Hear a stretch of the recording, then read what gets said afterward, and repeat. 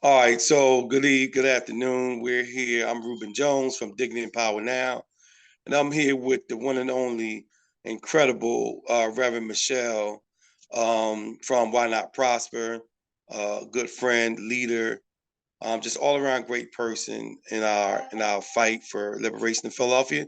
So welcome, Dr. Reverend Michelle Simmons. How are you? I'm doing well, Ruben. Thank you for having me. That's beautiful. Always smile, love that energy, love that commitment. Um, so first, I just want to start off just acknowledging you as a leader Yes. in our city and nationally, actually. hmm Really kind of paving the way for a lot of women across the city coming home and transition and providing that support.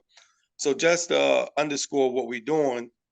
In acknowledgement of Black August, we are conducting these interviews with Black leaders in our fight, highlighting your work and the struggle to continue towards Black liberation, and really celebrating the work that you do at Why Not Prosper and the leadership you've shown. So I just want to talk a little bit about that work, who you are, how it started, what the end game is, and what goals are, and how you contributed so richly to the history of Philadelphia in terms of the mass incarceration movement and the Black liberation movement. Is that okay? That is fine. No problem at all. All right. So first of all, just tell us who you are, a little bit about yourself, and how did Why Not Prosper get started? So I'm Reverend Dr. Michelle Simmons. I'm the founder and executive director of Why Not Prosper. And Why Not Prosper is a transitional house for formerly incarcerated women. And Why Not Prosper House was birthed from my adversities in life and being formerly incarcerated and coming home and trying to get my feet on the ground and being told no on the left, being told no on the right. And then God pretty much gave me a vision. I was so tired of being told no. I say I got to open up my own doors here Right. because that's the only way it's going to get done. So that's a little bit about me. The vision for Why Not Prosper was God given, as I was getting ready to say. It was just something I had went to God. I had a life of trauma and abuse, and I went to God and said, "What you going to do with me now?" And He said, "Well, you're going to open up a house for formerly incarcerated women." And I've been on the front lines doing just that for 22 years. Wow, that's beautiful. So I applaud you for that. And I'm saying this sincerely because you're a person I love, a person I trust, a person I Yeah. respect, and a person I admire. I put you in the category of the Asada Shakors, the Elaine Browns, the Angela Davises of our Yeah. contemporary time. Really, your leadership is just awesome. So I salute you. To Thank hear you. you talk about those doors being kind of slammed in your face or not open. Talk to me about what it is, what it feels like as a woman to come home from being incarcerated, trying to start your life over. Many women are mothers, so they trying to reconnect with their family and children, trying to, restart career or job opportunities, housing, all. And just to be constantly told no and just to constantly have those barriers in place. Talk to us about what that felt like for you, and then talk to what it feels like when you were able to really be that safety net for women now when they're coming home and have that place for them to stay and help them with all the things that weren't available for you. Yeah, thank you for that question, Ruben. Basically, I felt real powerless when I first got home, with all the doors being slammed, with the labeling, and it just felt so disempowering. And me as a woman, I it didn't feel good, period. And I'm so grateful that something just birthed in me that said and release or what I want to say, I just got this knowing in my body that I could do it. And I got this knowing in my body that I had been through so much already. And I had fought through those things, the trauma, the abuse, and all of that, and incarceration. And something in me just kept saying, you could do this. So I just started walking with my head up high. I started connecting with other women that was doing it. And I just said, I could do this. And I start remembering all the things that I have overcome. So as I re-entered society and as I began my quest as a woman, I just, felt the discrimination discrimination, which we just said, and the powerlessness, as we just said.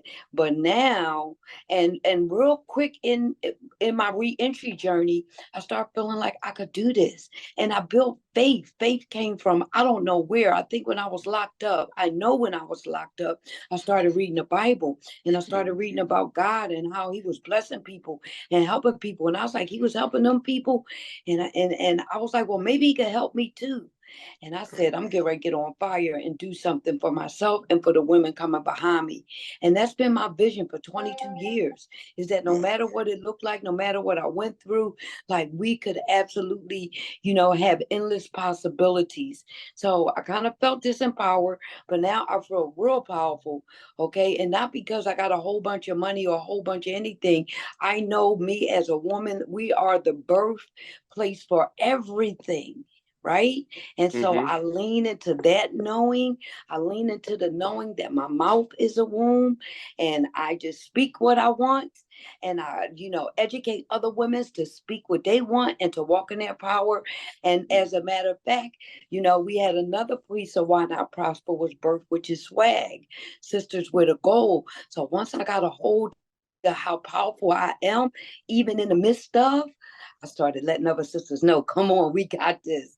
We Yeah. could do it. No matter if you was locked up 35 years, no matter if you lost your children, no matter if Right. you was drove off a cliff. So we're just walking in our power today. And we don't care what they say. We walking in our knowing that we are powerful, especially as women. Because you do know girls rule the world, right? Oh, I know. I know. Trust me. But let me ask you something, because you mentioned about walking in power, right? So Hmm. talk to us about how important it is for women in particular, for Yeah. Black women more specifically, Yeah. to have like a support system and a role model and a Yeah. leader coming out of Yeah. prison that they could connect with, they could gain information and resources from, and really that they could follow their model, follow their example. So can you talk to us about that a little bit? Yeah, that's super important for all my sisters coming home that's on a reentry journey or uh, uh, getting themselves back to community. Support is paramount, ladies. We cannot do it alone. I always think of this model of a charcoal grill, and when you put the charcoals in, they all, and you put the lighter fluid on top of the charcoal and you strike a match, they go Mm. booyah, they blow Booyah. up, they burn nice and good. But Right. if you got one little charcoal that sit over on the side, 9 out of 10 times it goes out and it dies. So you got to stay a part of the pack, ladies. And that Right. support is real important. I didn't have mentorship when I got clean and when I came home. But then I started going to telling people what my vision was. And I started linking up with sisters. And I'm going to tell you, the sisters held me up. And they still, especially Black women helping other Black women, we got to really release those myths about, women can't do it together, because I will not be where I'm at and be able to accomplish the things that I accomplish in the city, around the country, without the group of women that stand beside me. And I do. I have a serious mentor. Her name is Ivana Van Zant. She really taught me how to be a woman, right? The stages of womanhood. Certain things supposed to happen in your 20s, your 30s, your 40s, your 50s. Right now, I'm 55, so I'm in my wise woman stage. And what that means is that stuff that I don't react the same as a 20-year-old. But I'm not going to go into a long lesson. But us to be able to be mentored is very important. Us being able to get around women that's doing it, not just talking, talking, talking, because we got a lot of those going on, but Right. people Right. that's actually walking the walk and right, practicing spiritual principles, right? And not religious, but spiritual, being honest, being truthful with themselves, because I don't believe we'll be able to be successful in any endeavor if we're not truthful with our own selves and we clean up the own stuff that we have as women in our own being first. See, I've learned that over the last couple years. It's really not about doing, it's about being. And I learned that from my mentor. So, women, we really got to wrap ourselves around. Some other women, there's another saying, Rube, that says, if you're the smartest one in your circle, you probably want to change circles. So I would send that to my sisters now. If you don't want to know everything in your circle, you might want to get to another circle where you could be pulled higher. Hmm. I love that. I love that. And I just want to say, as we celebrate Black August, Yeah. everything from the Nat Turner revolt, and though it wasn't something to celebrate, Mike Brown was killed in August. We know that the Montgomery boat brawl just happened in August. Okay. We know that Jonathan Jackson was murdered in August. So these are all historical contributions to our Black liberation movement, right? It sets the context for us to even have a Black August. So I want to kind of set the table for Why Not Prosper and some of Mm-hmm. the many contributions that you guys have made. Like I know you have the program with folks and turn itself in. You mentioned Yeah. Sisters Swag, Sisters with a Goal. I know you to run the housing for women coming home. So talk to us about some of the contributions. And you don't have to be modest. This is a chance I really want you to own your greatness and talk about some of the historical contributions that you personally, Why Not Prosper, has contributed to Black liberation. Well, you know what? I'm so proud of myself, and thank you for telling me don't play small. I That's right. received that, but for the last 22 years, I have been working, um, very, very hard to keep the doors of Why Not Prosper open. And so Mm-hmm. I've done that. We have 3 transitional houses in Philadelphia, upcoming one in Harrisburg, and we're supporting women so they don't have to go back home to abuse or violence. They can have a fresh place to start over, and I kept them doors open, blood, sweat, and tears. Like for the first 10 years, I didn't even get a salary, but it was my mission, it was my purpose, it was my life calling. So I'm real proud of that. And August is our anniversary. August 28th will be open for 23 years. So, Wow. I'm clapping too. Thank you so much. August 28th of 2026, we're looking to launch Prosper Park, which is the first park dedicated to formerly incarcerated women, where we are going to be memorializing them that didn't make it to the finish line, and those of us that are still here fighting in the city of Philadelphia. Philadelphia going to be celebrating PA 250, and across the country is our 250th anniversary. So look out, Prosper Park is coming. We got a program Straight Out of Trouble, that we birthed the SWAG team, which is Sisters with a Goal. And Sisters with a Goal is formerly incarcerated women that just got tired and ain't going to take it no more. Okay. And so we get together and we support our sisters in jail and on the street. We give out love bags quarterly. I'm talking about real good love bags, panties, bras, washcloth, towels, with the support of some community members and organizations. We do the love bag drive every quarter. Okay, we got Straight Out of Trouble going on, which is a program we did and doing for people that's on the run. We know the jails are filled with Black and brown people, and that discrepancy and that disparity is even going up as we speak. So SWAG is on the move to find women that and people. This one is the only one we cross over the line, because usually we stay with the women. But Mm-hmm. for Straight Out of Trouble, we are targeting the men, because we did a whole study last year on why the jails are filled, and Why Not Prosper and SWAG and Bryn Mawr discover it's the detainers, it's the violations, and it is those bench warrants that they drop on us. So Mm-hmm. we're real proud of Straight Out of Trouble. We vaccinated the whole community up in Germantown. Everybody on the corner, chewing, Shelton, and around, it has been vaccinated. So Mm-hmm. what I do is, we just find the need of the community, and then we go from there. I'm not going to mention that me myself, I'm partying in 2 states, Pennsylvania and California. That's You what's up. know, I'm an author of 4 books, one a bestseller. My recent release is The Journey into Yourself. It's Mm-hmm. 108 questions on why it's important to learn about yourself. And so, like, I got 2 doctorates since I've been clean. I had one doctorate of ministry, specializing in pastoral counseling, and then I have a second doctorate of philosophy, where to I wanted to lean more into a spiritual realm. So I have my 2 doctorates. I'm just so proud of myself. And now I'm the chair of All of Us Are None for Philadelphia, and I'm Hmm. the chair of the National Incarcerated of Women and Girls for Philadelphia. And we're working on doing a rally in DC, April 2024, because they still treating our women bad in jail. So women, we got a lot of stuff to still get done. You know, Hmm. they're building hospice units in Louisiana in jails. Like, what does that really sound like? It blows my mind. They're going to build a hospice unit in the women's prison, okay, Hmm. instead of letting those women that's elderly home. So we're going to make some noise about that. Yeah, But yeah. I probably could talk to you forever. You told me don't play small. I think those are No. some of the biggest things. But the bottom line is that, you know, I'm God fearing. I love people. I'm committed to the community. And the bottom line is that I can't do it by myself.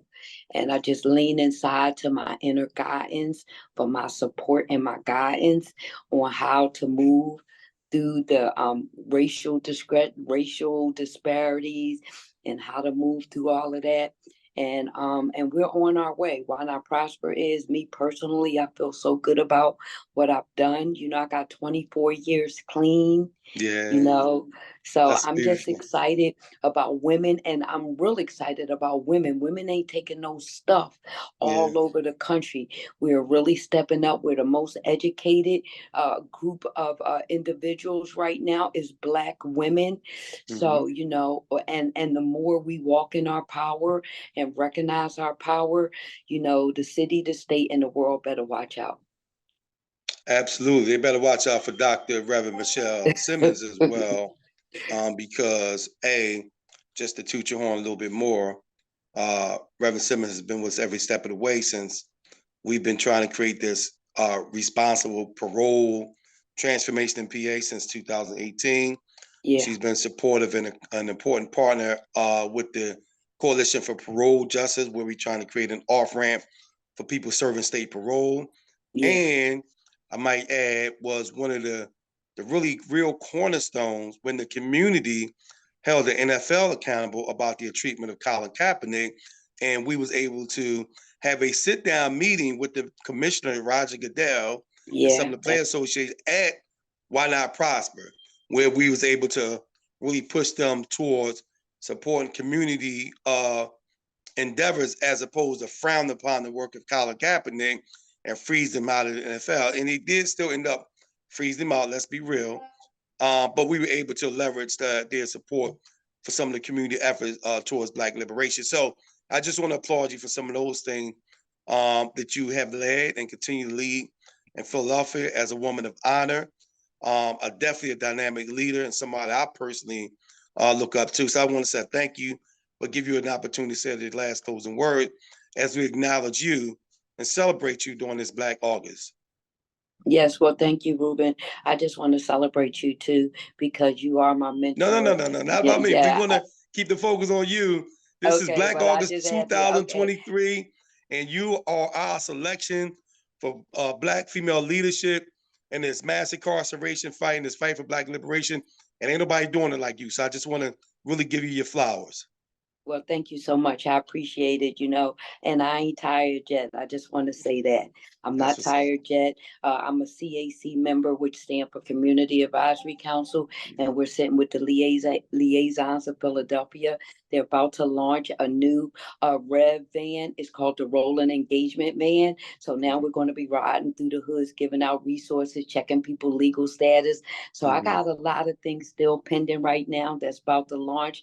But I thank you for, you know, selecting me to be a leader in this circle, because truly I am a leader. I thank God for me believing in my power now. I believe I can't be stopped. I won't be stopped. That's And I'm right. not saying that arrogantly. I'm just saying it because I know that if I could go through all that other stuff, I could use my voice, my mouth, and my power now to change the city for the women that's coming behind me and walking beside me. So I'm so Absolutely. grateful.